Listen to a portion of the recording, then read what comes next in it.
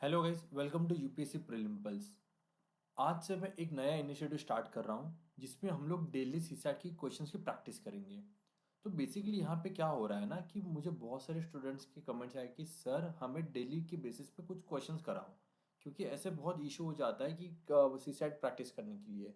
तो यहाँ पे मैं डेली प्रैक्टिस लेके आया हूँ। डेली प्रैक्टिस, ठीक है। मैं क्या करूँगा, हर रोज, ओके, हर रोज टू कॉम्प्रीहेंशन दो passage plus three cons plus reasoning के क्वेश्चन कराऊंगा। ओके, और वो भी क्या होगा, 2023 का पीवाईक्यू। अब इसके वजह से क्या होगा, आपको बस जब आप खाना खाने जाओगे या फिर आप कहीं पर टहलने जा रहे हो शाम को, समझो मन नहीं करने लग गया, चाय पीने गए, तब आप ये 10-15 मिनट का एक वीडियो देख सकते हो और वहां से आपको पता चलेगा कि ये जो क्वेश्चन थे पीवाईक्यू के बेसिस पे वो मैंने कैसे सॉल्व किए। आपको बस इतना ही करना है, आपको कुछ ज़्यादा करना नहीं है। चाहिए तो आप क्या कर सकते हो, आप स्टार्टिंग में आप खुद ट्राई करो, अगर आपसे नहीं हुआ तो ये वीडियो देख लो। बट ये डेली की प्रैक्टिस आपको बहुत हेल्प करेगी, क्योंकि टूवर्ड्स द एंड आप 2023 का पेपर, 2022 का पेपर एंड 2021 का पेपर पूरा कंप्लीट कर लोगे और उसको कैसे सॉल्व करना है वैसे समझ जाओगे। So let's start with the questions. तो आज का डे वन है बेसिकली। ओके, आज का डे वन है, तो आज का फर्स्ट कॉम्प्रिहेंशन है, एक कॉम्प्रिहेंशन लेंगे। ओके, दो कॉम्प्रिहेंशन डिस्कस करेंगे। तो बेसिकली मेरे कॉम्प्रिहेंशन सॉल्व करने के कुछ तरीके होते हैं, ओके, जो मैं बताता हूँ हमेशा कि सबसे पहले हमें ऑप्शंस पढ़ने हैं, फिर उसके बाद एक्सट्रीम ऑप्शंस हटाने हैं एंड देन पैसेज पढ़ना है, ताकि हमें चीजें नैरो डाउन करने हैं। तो चलो क्वेश्चन नंबर वन सॉल्व करते हैं। Which one of the following statement best reflect the most rational, practical, and immediate action plan required to ensure fair and equitable allocation of water to different stakeholders? ठीक है, a national pragmatic legal and policy framework of water allocation should be made. Okay, इस पे कुछ extreme नहीं है, normal है statement. Okay, तो ये रखते हैं, ये हो सकता है option. All river system of the country should be linked and huge aquifer created. देखो, ऑल द रिवर, ठीक है, यहाँ पे क्या बोला है, इमीडिएट एक्शन बोला है, ये इमीडिएट एक्शन है क्या, ये गलत हो गया। Water channel between region of water surplus and region of water deficient should be created. हो सकता है, हमें पता नहीं है, क्योंकि ये भी कुछ ऐसा मुझे एक्सट्रीम दिख नहीं रहा है। Then to mitigate water crisis water demand of sector such as agriculture and industry should be reduce. अरे भाई, अगर एग्रीकल्चर की और इंडस्ट्री की अगर हमने वाटर डिमांड रिड्यूस कर दी, ठीक है, तो फिर इंडस्ट्री चलेगी कैसे हमारी। ठीक है, तो ये भी डीबी ऑप्शन नहीं है। तो अब यहां से मैंने क्या किया, मेरे पास अब बस दो ही ऑप्शन बचे, अब दो ही ऑप्शन मुझे बस पैसेज में ढूंढने हैं। अब मैंने क्या किया, मेरा जो भी एक पर्सपेक्टिव था आंसर को देखने का, वो मैंने नैरो कर दिया। अब मुझे बस इन दोनों में से एक ऑप्शन ढूंढना है। देखो, चलो पढ़ते हैं। We often hear about conflict among different states in India over river water. One of 20 major river system, 14 are already water stressed. 75 of the population lives in the water stressed region, and one third of whom live in water scare area. Okay. Climate change, the demand of the rising population, the demand for and the need for agriculture to keep pace and increase rate of urbanization and industrialization will exacerbate water stress. Okay. According to the Constitution of India, water is a state subject and not that of union, except for regulation of interstate rivers. Keys to ensure balance between competing demand for various stakeholders is a basin-based, okay, basin-based approach to allocate water amongst constituent region and states. Allocating fair share of water to them requires assessment of based on objective criteria such as specification of the river basin, size of dependent population, existing water to use and demand, efficiency of use, protect future use, etc. While ensuring the environmental need, the river of the environmental need of the rivers and aquifer. Okay, अब मुझे बताओ यहाँ पे कहाँ बोला है कि water channel between river of water supply should be created, यहाँ पे नहीं है। बट यहाँ पे yes, the national pragmatic level and policy framework of water allocation should be made. इसमें क्या गलत है, इसमें यही है, पॉलिसी मेकिंग के बारे में तो बात कर रहा है ना इसमें, ठीक है, और वाटर के इश्यूज के बारे में बात कर रहा है। ओके, तो अकॉर्डिंग टू दिस हमारा ऑप्शन, इसका आंसर ए हो जाएगा। ओके, चलो coming to next question, which of the following statement reflect what is implied by the passage? Education system must be strengthened in rural area. Okay, कुछ issue नहीं है, normal statement है, general statement है। Large scale and effective implementation of skill development program is the need of an hour. देखो, यहाँ पे education बोल रहा है, यहाँ पे स्किल डेवलपमेंट बोल रहा है। ओके। फिर उसके बाद economic development, health and nutrition, only skilled worker need special attention. यार ये तो हो ही नहीं सकता। For economic development only skilled labour का, अनस्किल्ड लेबर के बारे में क्या? भाई हम लोग डेमोक्रेसी है, ऐसा है क्या एक ही सेक्शन को हम लोग सब कुछ देंगे? नहीं। तो ऑप्शन सी तो होना होगा ही नहीं। For rapid economic growth as envisaged by us, attention should be paid to health and nutrition of people.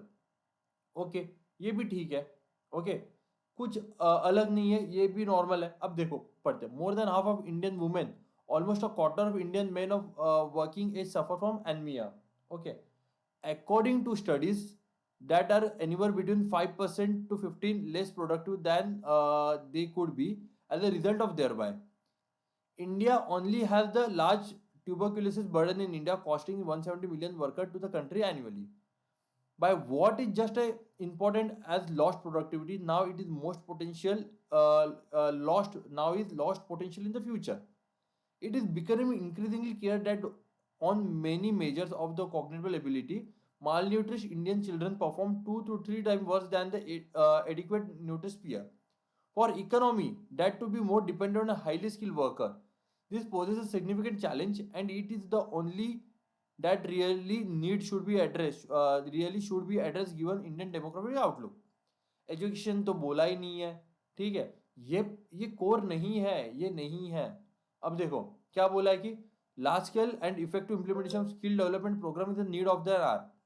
यहाँ पे ठीक है स्किल डेवलपमेंट के बारे में बोल रहा है, बट यहाँ पे एक हेल्थ के बारे में भी तो बोल रहा है ना।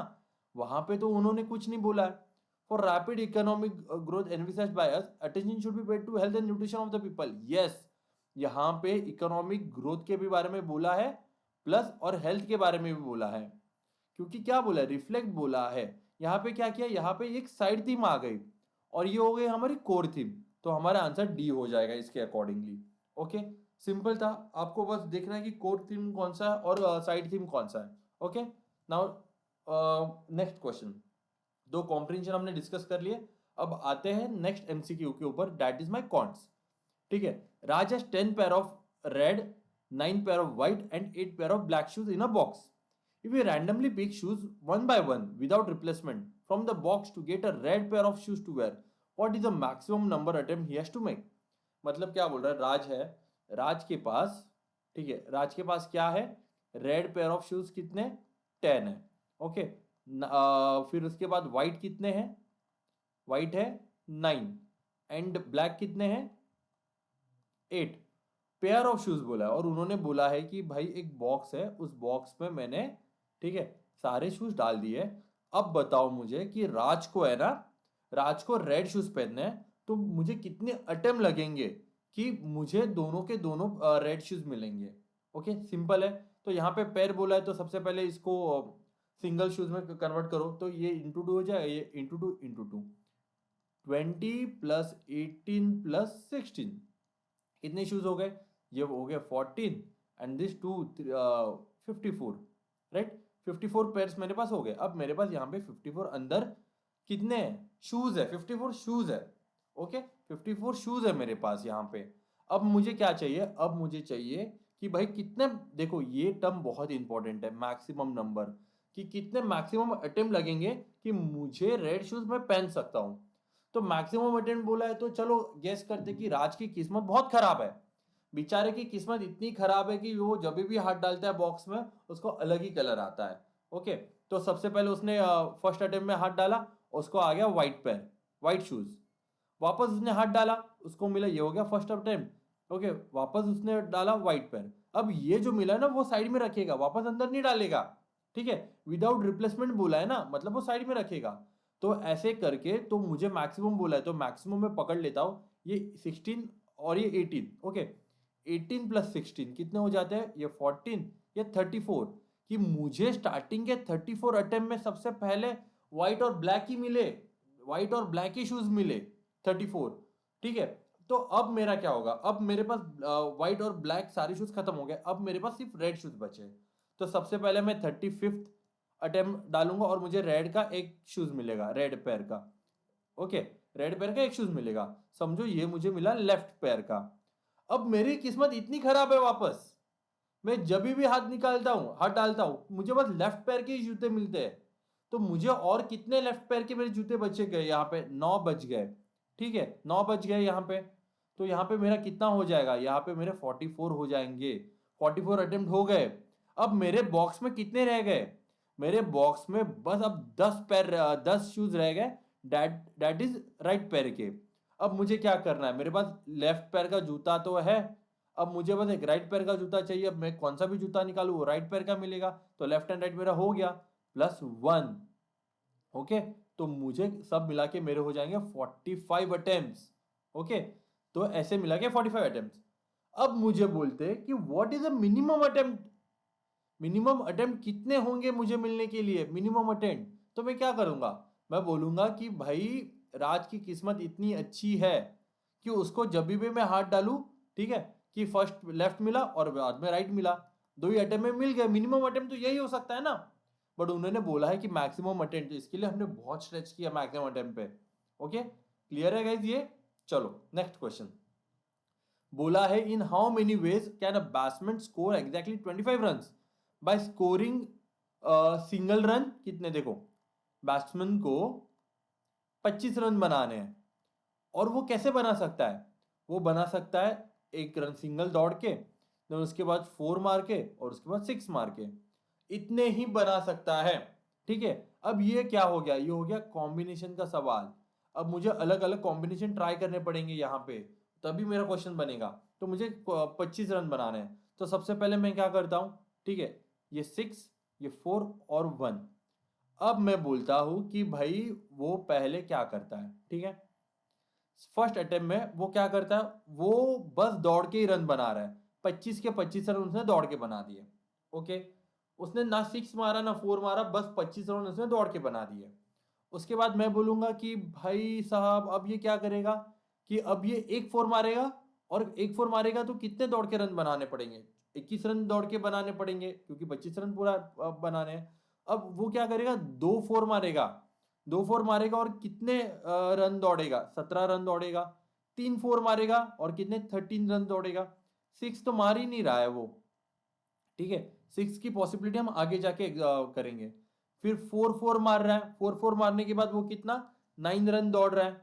ठीक है, 5 4 मार रहा है, देन उसके बाद कितने? 5 रन दौड़ रहा है।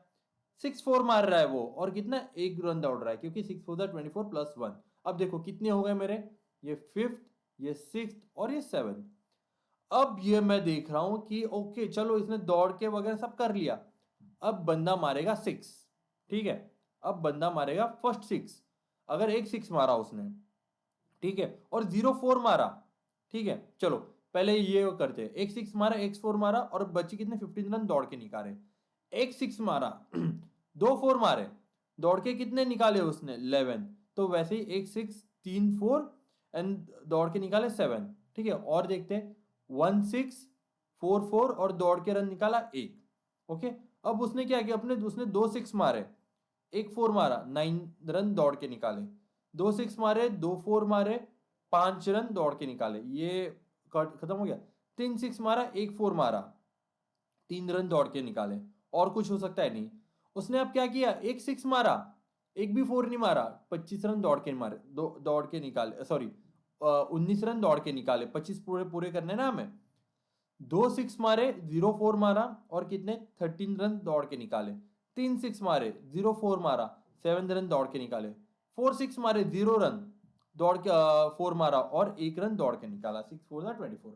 अब काउंट करो कि कितने होते हैं।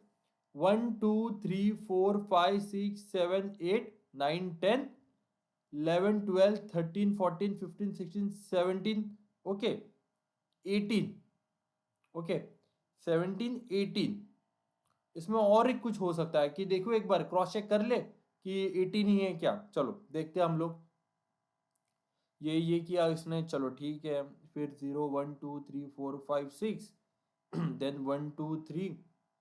Okay, 1 2 3 4 then 1 2। ओके, यार यहाँ पे ये और एक 4 मार सकता है ना। ये 2 6 मारे, 3 4 मारा, 1 रन दौड़ के निकाले।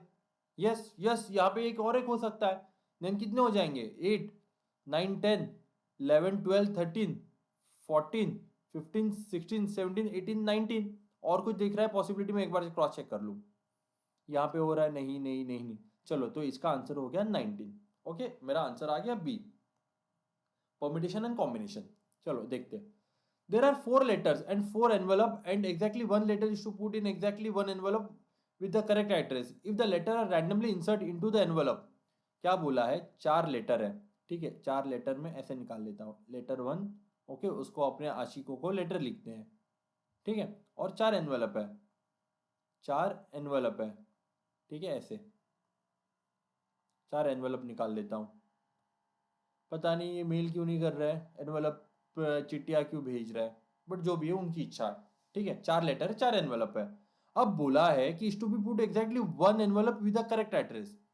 There are 4 envelope and 4 letters and exactly 1 letter is to put in exactly 1 envelope. मतलब यहाँ पे जो एड्रेस है, ठीक है, वो मतलब एक लेटर का एक ही एनवेलप सही होगा जो कि उसका करेक्ट एड्रेस होगा।